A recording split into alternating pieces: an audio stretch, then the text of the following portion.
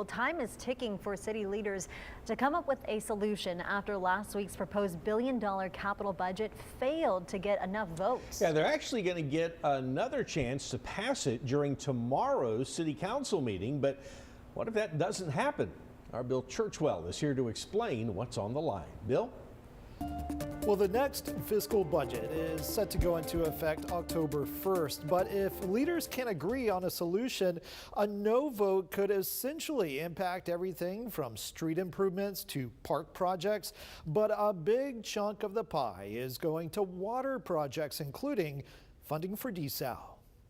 Last week's vote on the capital budget failed 5-4. City Manager Peter Zanoni remains hopeful this week's vote will be different. A week has gone by. We think that tomorrow we'll see a favorable outcome. Zanoni says he and city staff have spoken to council members who struck it down the last time in order to help answer any questions they might have. If council fails to reach a decision again, the charter says the current year budget would stay in place, resulting in a loss of millions of dollars and cuts to proposed projects. Today's capital budget is $700 million.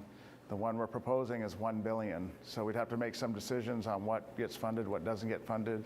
So there'd be a lot of messiness, if you will, and a lot of decision making that would be outside of the council's realm. There are 272 projects included in that proposed billion-dollar capital improvements budget, 59 of which are currently not under contract. Zanoni is not recommending taking any of the projects out of the budget. A big chunk of the proposed funding, about 70%, would go to water and wastewater projects. That does include new water sources. So our Inner Harbor desalination plant has over $200 million in that first year of the capital budget. So that's a significant amount, but it provides us water security. At-large City Council member Jim Klein explained why he voted no.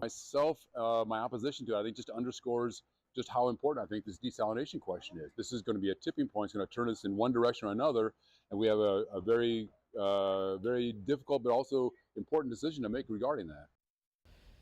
Now, I also reached out to Councilman Mike Pusley, who was also a no vote at last week's council meeting.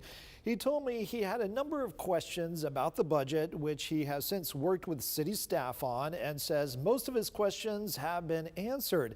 Now, whether that translates to a yes vote this time, we'll have to wait and see.